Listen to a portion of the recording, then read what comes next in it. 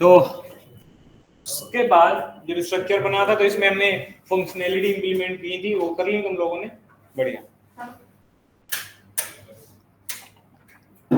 सारे फंक्शंस हो गए थे, क्या क्या कर लिया था तुमने? JDBC ट्रेनिंग,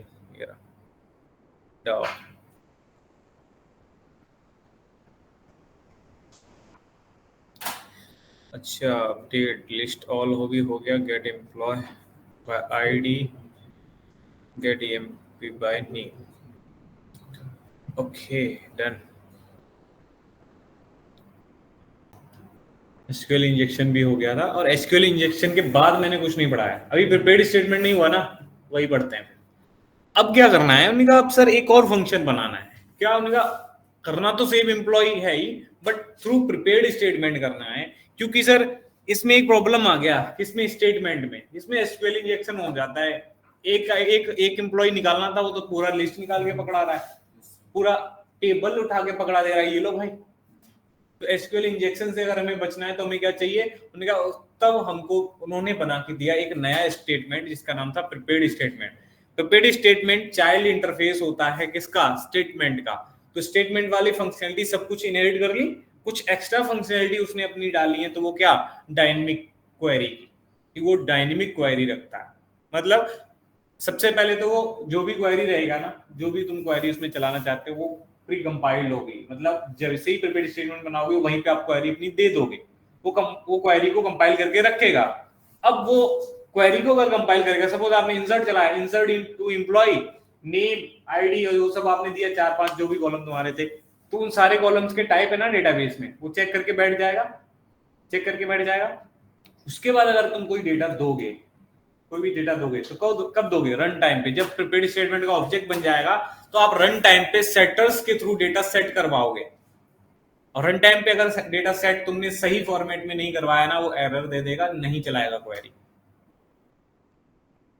गेट भी करोगे तब भी सेम सीन आएगा, दिखाएंगे फिर। तो ठीक है सर, हम प्रिपेयर्ड स्टेटमेंट का यूज करना चाहते हैं, तो सबसे पहले तो मैं तुमको प्रिपेयर्ड स्टेटमेंट के बारे में बताया ही हूं, तो आओ कुछ बताया, लिखवाया था,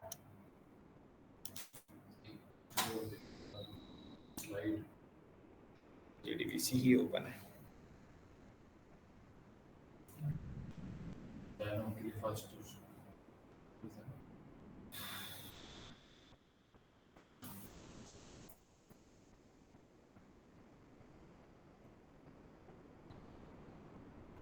ये रहा, यहाँ पे लिखा हुआ है सब कुछ, क्या लिखा है, prepared statement object contains pre compiled SQL query. इसके पास प्री कंपाइल्ड एसक्यूएल क्वेरी होती है, आपको मैं दिखा दूं। प्रिपेयर्ड स्टेटमेंट का ऑब्जेक्ट ये बन रहा है ना, प्रिपेयर्ड स्टेटमेंट, इसमें एसक्यूएल, एसक्यूएल क्या है, स्ट्रिंग ऑब्जेक्ट है, ये रहा ना, जिसमें इंसर्ट क्वेरी लिखी हुई है। इस क्वेरी को पहले ही कंपाइल कर लेगा जैसे ही ऑब्जेक्ट बनेगा, उसके बाद आप सेटर्स के थ्रू डेटा सेट कर रहे होते हो। सेटर सेट, अगर कोई भी, अभी आपको रिजल्ट सेट पढ़ाया था तो मैंने गेटर्स दिखाए थे, कैसे थे गेटर्स, डेटा टाइप के साथ, get string, get int, get float, get long. वैसे ही प्रिपेयर्ड स्टेटमेंट के पास सेटर्स होते हैं, set string, set int, set float, setters होंगे। जिस टाइप का आपका कॉलम है उस टाइप का आप सेटर कॉल करोगे, और अपने उस कॉलम का इंडेक्स बताओगे और डेटा बताओगे। यहाँ पे क्या बता रहे हो, सेट स्ट्रिंग 1, 1 पे क्या भेजना है, नेम, स्ट्रिंग टाइप का नेम होता है इसलिए 1 नेम, 2 पोजीशन, तीसरा सैलरी, फिर एग्जीक्यूट अपडेट को कॉल किया और क्वेरी फायर हो जाएगी। सही है, यहाँ पे वही लिखा है, आओ देखते हैं। बोला they can have one or more parameter denoted by a question mark. Sir ये जो क्वेरी लिखते हैं ना, यहाँ पे वैल्यूज नहीं देते, वैल्यू तो रन टाइम पे आएंगी, बट वहां पे हम डिनोट करते हैं उसको क्वेश्चन मार्क से। और क्वेश्चन मार्क कितने भी रख सकते हो, आप भी देखे थे ना स्टेटमेंट के अंदर 3-4 कॉलम हम एक साथ प्रिंट करा रहे, इंसर्ट करा रहे थे ना, नेम, जेंडर, आईडी, सैलरी, 4 कराए थे ना।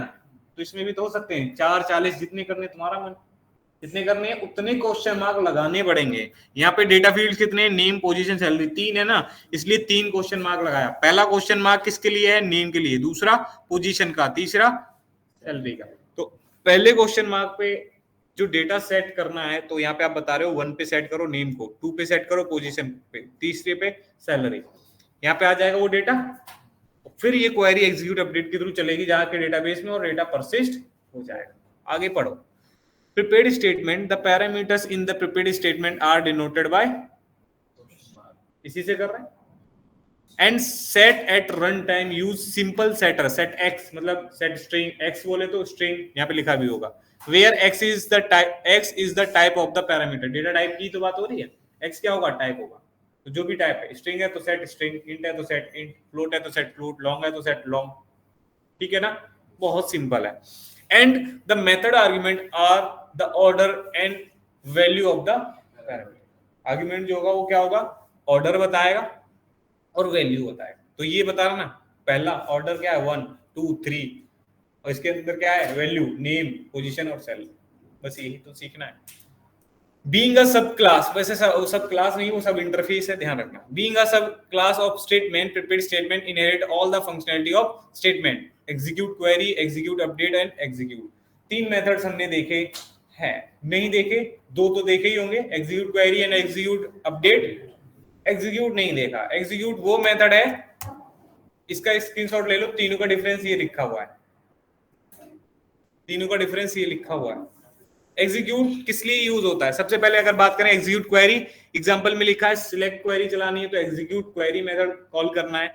आपको डीएमएल और डीडीएल चलाना है, मतलब insert update delete create alter चलाना है। इन सारी क्वेरीज को आप एग्जीक्यूट अपडेट के पास भेज दो, चलवा देता है। और इन दोनों को ही अगर आप चलवाना चाहते हो ना, तो आप अकेले इस मेथड से कह सकते हो, ये सारी तरह की क्वेरी चला सकता है, बट इसका रिटर्न टाइप अलग होता है। This method returns a boolean value, true indicate that query returns are result set. अगर आपने कोई सिलेक्ट क्वेरी चलाई है तो ये ट्रू रिटर्न कर देता है, ट्रू आए तो समझ जाना उसने रिजल्ट सेट दिया, रिजल्ट सेट दिया तो आप उसको आरएस में स्टोर कराओ और वैसे ही आइटरेट कर लो, डन है। आगे अ रिजल्ट सेट ऑब्जेक्ट, क्या लिखा था, true indicate that query returned a result set object and false indicate that query returned an int value। कोई int value दे रही होगी और returned nothing। अगर आपने कुछ अपडेट कराया तो कितनी रो अफेक्ट होती हैं वो हमारा वो रिटर्न करता है ना। हमारा एग्जीक्यूट अपडेट भी तो इंटीजर रिटर्न करता है, तो ये भी वो करेगा ही ना। ठीक है, इसके भी काम कर रहा है, इसके भी काम कर रहा है, तो भाई वो दोनों तरह का डेटा रिटर्न करेगा ना। रिजल्ट सेट कब रिटर्न करेगा, जब आपने सिलेक्ट क्वेरी चलाई होगी। तो हम ये चला के देख सकते हैं, आप जाना सिलेक्ट क्वेरी चलाना एग्जीक्यूट से और उसके आगे लिख लेना result set RS equal to, और बाकी का लॉजिक वो वाइल वाला जो आइटरेशन वाला सेम रखना चलेगा। नहीं अगर कुछ भी क्वेरी आए मुझसे पूछ लेना, डन है। इसके बाद ये वाली बात हो गई प्रिपेयर्ड स्टेटमेंट की, ये तीनों मेथड इसके इनहेरिट हो गए, तो यही मेथड काम आ जाएंगे, हमको नए मेथड बनाने की जरूरत नहीं थी। प्रिपेयर्ड स्टेटमेंट ने कुछ नया नहीं बनाया, ये मेथड नहीं नया बनाया, उसने सिर्फ ये प्री कंपाइल्ड क्वेरी और डायनेमिकली डेटा सेट करने वाला लॉजिक लिखा, जिससे क्या हो एसक्यूएल इंजेक्शन की प्रॉब्लम रिजॉल्व हो जाए। आओ देखते हैं करना क्या है। कहा कुछ भी नया फंक्शन बनाया करेंगे ना, सबसे पहले हम जाएंगे इंटरफेस में और यहां बोलेंगे भैया सेव एम्प्लॉय एक और बनाना है, but by PS prepared statement. Employ store होगा, जैसे ये किया देखो अपने आप एम्प्लॉय डाउ बता देगा, डाउ आईएमपीएल बताएगा कि भैया तुमको ना एक मेथड और ओवरराइड करना पड़ेगा, अदरवाइज एक्सेप्शन आ रहा है। तो ठीक है भैया, हमने कहा कर लेंगे, आओ यार इतना किए हो तो एक और तो कर दो। कर दिया ओवरराइड, कहीं ना कहीं आ गया होगा। हाँ आ जाओ, ये क्लास चलेगी 1 बजे तक। हाँ।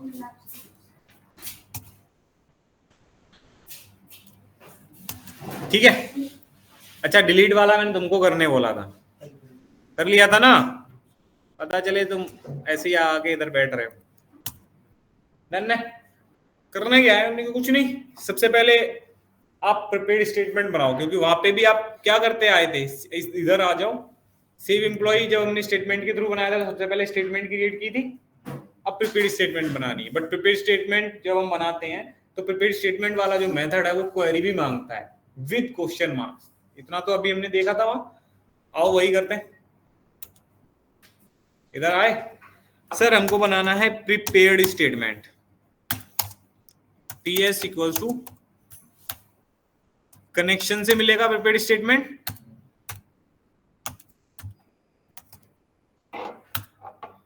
और इधर पास करनी है अपनी वो एसक्यूएल क्वेरी, क्या थी इनका इंसर्ट स्ट्रिंग में जाती है, ठीक है। इंसर्ट इनटू क्या था, एम्प्लॉय, एम्प्लॉय नाम था, कुछ और रखा था, अरे देख लो ना ऊपर एम्प्लॉय है, ठीक है। एम्प्लॉय क्या क्या कॉलम थे,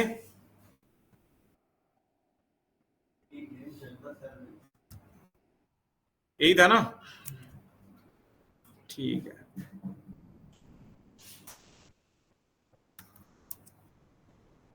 फिर वैल्यूज,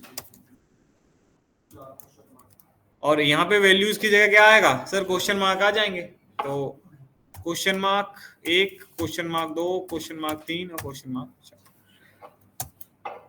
प्री कंपाइल्ड क्वेरी है। अब सर यहाँ पे कोई एक्सेप्शन आ रहा है, पूछ लेते भैया आप तुमको क्या प्रॉब्लम है, लगा तो रखा है वो, अच्छा है एसक्यूएल आ रहा होगा, एसक्यूएल एक्सेप्शन आ गया, करना क्या है सर, थ्रो करा दो या ट्राई कैच लगा लो, लगा लिया, ठीक है ना। फिर इनका प्रिपेयर्ड स्टेटमेंट बनके रेडी है, तो अब डेटा सेट करने का समय आ गया। याद है 2 मिनट पहले देखा है, सेटर्स कॉल करने बस, ये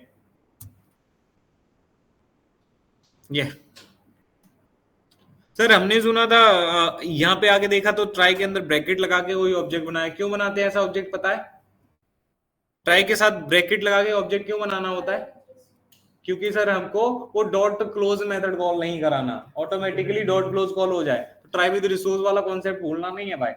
तो यहाँ पे सिर्फ ट्राई कैच लिखा है, पीएस पे देखो इंडिकेट कर रहा है, लास्ट में डॉट क्लोज कॉल करना पड़ता है, यहाँ पे बोल रहा होगा रिसोर्स लीकेज, अच्छा अभी नेवर यूज वाला आ रहा है, इसको हट के वो क्लोज वाला आएगा, और नहीं भी आएगा तब भी हमको करना ही पड़ता है, स्टेटमेंट और कनेक्शन को क्लोज करना चाहिए एट दी एंड, तो वो हम नहीं कर रहे हैं, तो वो भी कर सकते हैं क्या, इस ऑब्जेक्ट को हम ट्राई विद रिसोर्स की हेल्प से बना ले। चलो मैं लिख भी देता हूँ, अब आ ही गए हो तो समय आ गया है,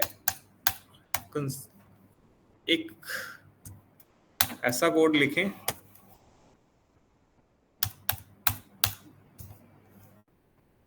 जो सही है, हो गया ना, ट्राई विद रिसोर्स क्या कर दिया, ब्रैकेट के अंदर बना दिया ऑब्जेक्ट, डन है। फिर अब बोलेंगे भाई पीएस वाले भाई साहब तुम सेटर्स कॉल कर लेते हो, एक इंट नाम का सेटर होगा, पहला तो आईडी है ना, तो हमने कहा 1 पे आप हमारा आईडी सेट करो, बट आईडी तो ई में है, तो हम क्या करेंगे, ई डॉट गेट आईडी, जो भी आईडी आएगी वो जाके सेट हो जाएगी 1 पे, डन है। फिर उन्होंने कहा फिर पीएस से बोलेंगे तुम्हारे पास सेट स्ट्रिंग भी है क्या कोई, क्योंकि नेम के लिए हमको सेट स्ट्रिंग चाहिए ना, कौन सा, 2 पे क्या डालना है, नेम किसका, एम्प्लॉय का, ई डॉट गेट, ठीक है।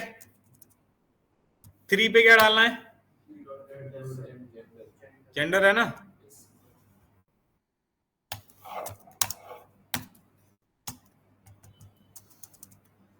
तीसरा तो इंट था ना,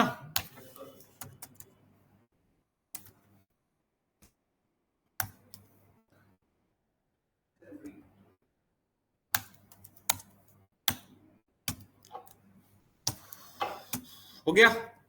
अब जब सारे डेटा सेट कर दिया है तो अब पीएस से बोलो एग्जीक्यूट करो यार,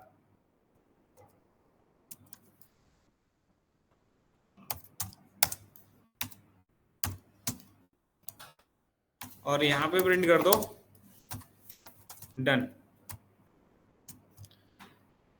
आ जाओ भाई इन सबको हटाओ यार, बहुत सारी क्लासेस बन चुकी हैं, तो इधर आ जाते हैं वापस, और क्लाइंट को बोलते हैं एम्प्लॉय डाउ के, किसको कॉल करना है, सेव एम्प्लॉय बाय पीएस, इस मेथड को कॉल करना है ना, डन। क्लाइंट पे आए और यहाँ पे बोला विकास एक बनाया जिसमें हमने डाला 5,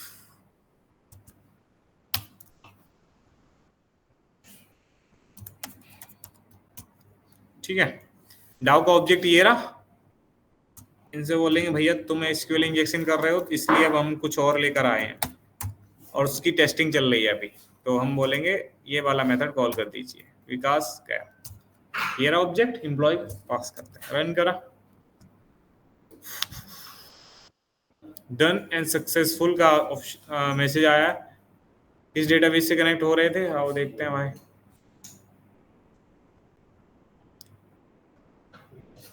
वीक एंड नाम के डेटाबेस में एम्प्लॉय टेबल है,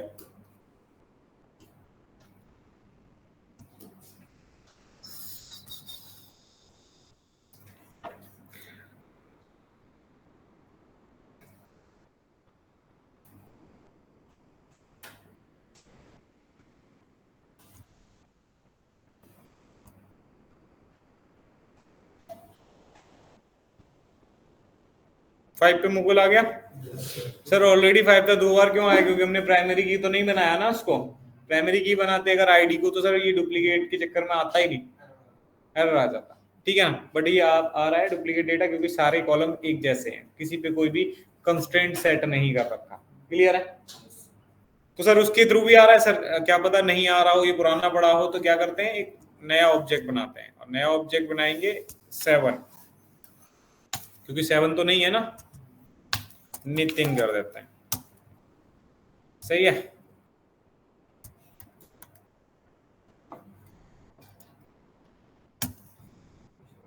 ठीक, फिर से रन करते हैं इसको।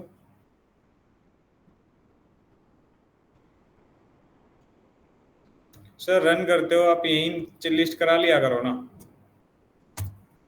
आपके पास है ना लिस्ट मेथड, क्यों फालतू में डेटाबेस में जाते हो? ठीक है, तो आ रहा है data, save employ by prepared statement हमने करके देखा और वो हो भी रहा है। सही है, अब क्या करना है, हमने कहा वो जो गेट एम्प्लॉय बाय नेम वाला जो मेथड था, ये नेमिंग के बेसिस पे सर्चिंग कर रहे थे, वो सारा एसक्यूएल इंजेक्शन कर पा रहा था, बस इसको रिप्लेस करना है प्रिपेयर्ड स्टेटमेंट से। मतलब यहाँ पे जो क्वेरी बनेगी, यहाँ पे जो स्टेटमेंट बनेगा ऑब्जेक्ट, वो प्रिपेयर्ड स्टेटमेंट का होगा। यहीं पे ये वाली आपको star select star from employ where name equals to question mark लिखना है, और सेटर के थ्रू वो आईडी सेट करनी, नेम सेट करना है, और फिर देखना वो सेम कंटेंट डाल के जिसकी वजह से वो सारा डेटा निकल के आ रहा है, चल रहा है या नहीं चल रहा है। लैपटॉप लाए हो, कर लो, यही करना है आज। उसके बाद कुछ 1-2 प्रॉपर्टी और है जो मैं करवाऊंगा।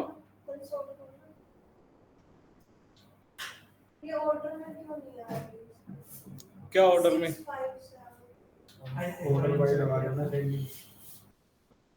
ये तो इसकी गलती होगी, या फिर आपने यहाँ नहीं देखा होगा, यहाँ जिस ऑर्डर में इधर है उसी ऑर्डर में निकालेगा।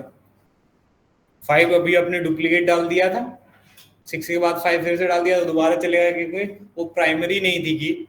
उसके बाद सर 7 आया तो उसी ऑर्डर में प्रिंट करेगा ना, यहाँ पे एक एक करके तो निकालता है। रिजल्ट सेट का जो पॉइंटर होता है वो फर्स्ट, पहले before the first row point करता था, फिर फर्स्ट रो में आता है। जैसे ही आपका नेक्स्ट मेथड कॉल हो रहा है, कहां गया?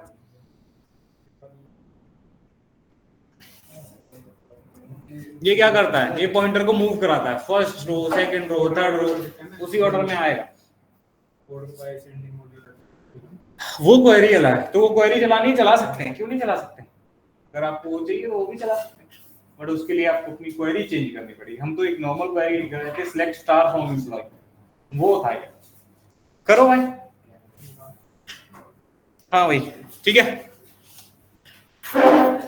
बताइए अंशिका जी कैसे आना हुआ?